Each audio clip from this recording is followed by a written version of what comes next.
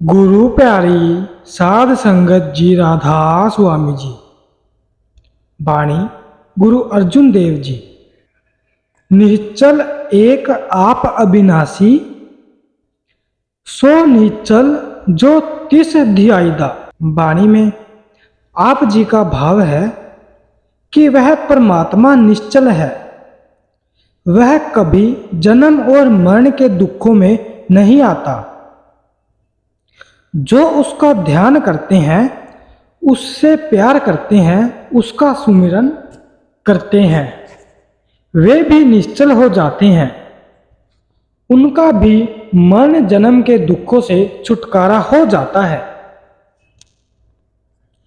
हमें आंखों के पीछे अपना ख्याल जमाकर महात्मा के नाम का सुमिरन करके अपने फैले हुए ख्याल को वापस इकट्ठा करके इसी केंद्र पर एकाग्र करना है। यह इतना सरल और आसान तरीका है कि छोटे बच्चे से लेकर बूढ़े तक इसे आसानी से कर सकते हैं, क्योंकि सिमरन करने की आदत तो कुदरती ही सबको पड़ी हुई है। हमें दुनिया का सुमिरन करने की इस आदत को छोड़कर मन को उस मालिक के नाम के सुमिरन में लगाना है। जब सिमरन के द्वारा हमारा ख्याल उलटकर आंखों की तरफ इकट्ठा होता है, तो मन उस जगह टिकता है और ठहरता नहीं, क्योंकि उसे बार बार 9 द्वारों के जरिए बाहर दौड़ने की आदत पड़ी हुई है। इस अंधेरे और शून्य में मन को खड़ा करना बड़ा मुश्किल है। जब तक हम मन को किसी के स्वरूप के ध्यान का आधार नहीं देते और उसे वहां से ठहराने वाली कोई चीज नहीं मिलती, तो हमारे ख्याल के लिए वहां ठहरना बहुत मुश्किल हो जाता है। इसलिए महात्मा समझाते हैं कि मन को वहां खड़ा करने के लिए किसी न किसी के स्वरूप के ध्यान का आधार देना बड़ा जरूरी है। अगर सिमरन से ध्यान एकाग्र होगा और ध्यान से अंदर टिकेगा, तो सवाल है कि ध्यान किसके स्वरूप का करना चाहिए। यह बड़ी सोच और विचार करने योग्य बात है, क्योंकि जिसके भी स्वरूप का ध्यान करेंगे, कुदरती ही हमारा उसके साथ मोह या प्यार पैदा हो जाएगा, और जहां वह जाएगा हम भी उसके मोह या प्यार में बंधे हुए वहीं पाएंगे। इस बात पर विचार करने के लिए हम सारी दुनिया पर नजर डालकर देखते हैं कि कौन सी चीज हमारे ध्यान के काबिल हो सकती है। जितनी भी दुनिया की चीजें हैं, ये सब 5 तत्वों की बनी हुई है। हर एक चीज के अंदर कोई ना कोई तत्व मौजूद है। मनुष्य के अंदर 5 तत्व मौजूद हैं। इसलिए महात्मा हमें रचना का सरताज या शरफुल मखलूकात और 5 तत्वों का पुतला कहते हैं। तत्वों की दृष्टि से हम रचना को 5 श्रेणियों में बांट सकते हैं। पहली श्रेणी वह है जिसमें पानी का तत्व प्रधान है। इसमें फल, फूल, सब्जी और पेड़ पौधे आते हैं। अगर हम 5 तत्वों के पुतले होकर पेड़ों, पौधों आदि का ध्यान करेंगे, तो हम उन्नति नहीं कर सकते, क्योंकि उनका ध्यान हमें उन्हीं के जामे में यानी पेड़ पौधों आदि के जामों में ले जाएगा। इसलिए पूरा वनस्पति जगत हमारे ध्यान के काबिल नहीं है। दूसरी श्रेणी कीड़े मकोड़े, सांप, बिच्छू वगैरह, जिनके अंदर 2 तत्व पृथ्वी और अग्नि मौजूद हैं, ये भी हमारे ध्यान के काबिल नहीं हो सकते। तीसरी श्रेणी पक्षियों की है, जिनमें 3 तत्व है, हवा, पानी और अग्नि। अगर हम 5 तत्व वाले मनुष्य होकर गरुड़, मोर, चिड़ियों आदि का ध्यान करेंगे, तो हम इन पक्षियों के जामे में आ जाएंगे।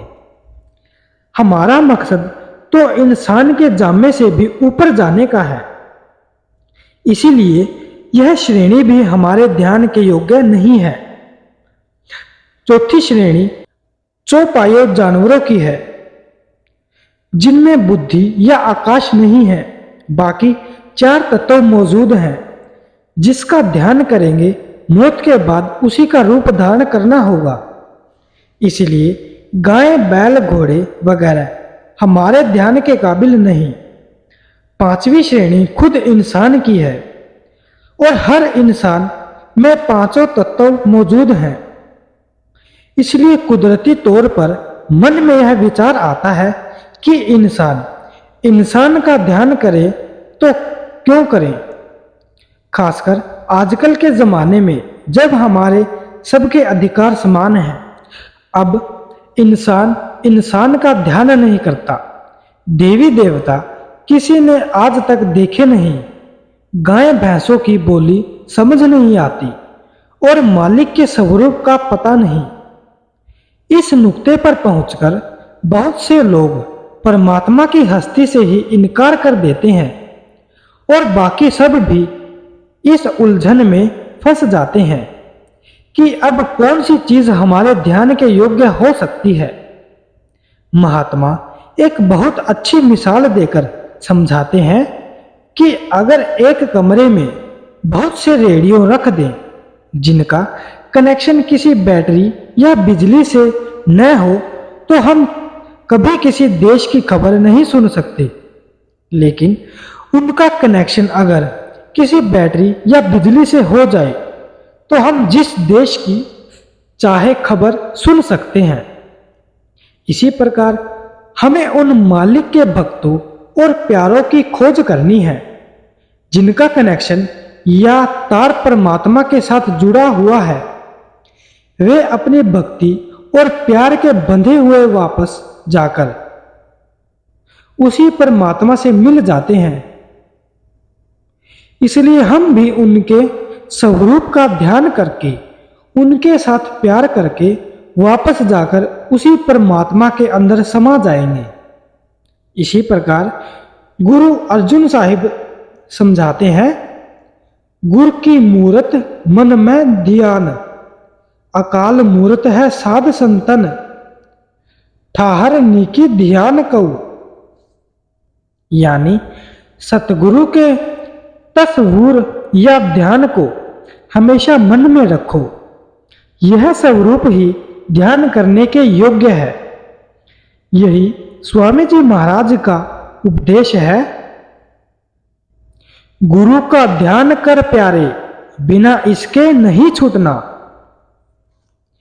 ईसा मसीह भी इसी ओर इशारा करते हुए कहते हैं, मैंने उस परमात्मा को देखा है, तुमने मुझे देखा है, इसीलिए तुमने भी उस परमात्मा को देखा है, और जो मुझे देखता है वह मेरे भेजने वाले को देखता है। भाव सतगुरु के स्वरूप के ध्यान के द्वारा हम वापस जाकर उस परमात्मा में समा जाते हैं। ध्यान के द्वारा हमारे ख्याल को आंखों के पीछे ठहरने की आदत पड़ जाती है। ध्यान हमें अपने सतगुरु का करना है, जिन्होंने मालिक की भक्ति का तरीका और रास्ता हमें बताया है। जब सिमरन के द्वारा हमारी सूरत तीसरे तिल में एकाग्र होती है, ध्यान के द्वारा वहां ठहर जाती है, तब हमें अपने आप पता चल जाता है कि आंखों के पीछे एक बहुत मीठी और सुरीली आवाज आ रही है। यह आवाज मालिक की दरगाह से उठ रही है और हर एक मनुष्य के अंदर है। यहाँ किसी कौम, मजहब या मुल्क का सवाल नहीं है। चाहे हम हिंदू हों या सिख, मुसलमान हों या ईसाई, जो भी भाग्यशाली जीव अपने ख्याल को आंखों के पीछे एकाग्र करता है, उसका ख्याल अपने आप उस आवाज के साथ जुड़ जाता है। उसकी सूरत शरीर को खाली करके तीसरे तिल में एकाग्र हो जाती है और शरीर शून्य हो जाता है। इस अभ्यास या क्रिया को महात्मा 9 द्वारे खाली करके 10वीं गली में जाना या जीते जी मरना कहते हैं, क्योंकि ख्याल को आंखों के पीछे एकाग्र करके उस मीठी और सुरीली आवाज को सुनने से आत्मा और मन 9 द्वारों से आजाद हो जाते हैं और इनका संबंध इस दुनिया से बिल्कुल टूट जाता है। दुनिया के सब दुख भूलकर मनुष्य अपने अंदर शब्द की स्थायी खुशी का अनुभव करने लगता है। कबीर साहिब इस बारे में फरमाते हैं, कबीर जिस मरने ते जग डरै मेरे मन आनंद। गुरु नानक साहिब फरमाते हैं, नानक जीवतिया मर रहिए ऐसा जोग कमाइए।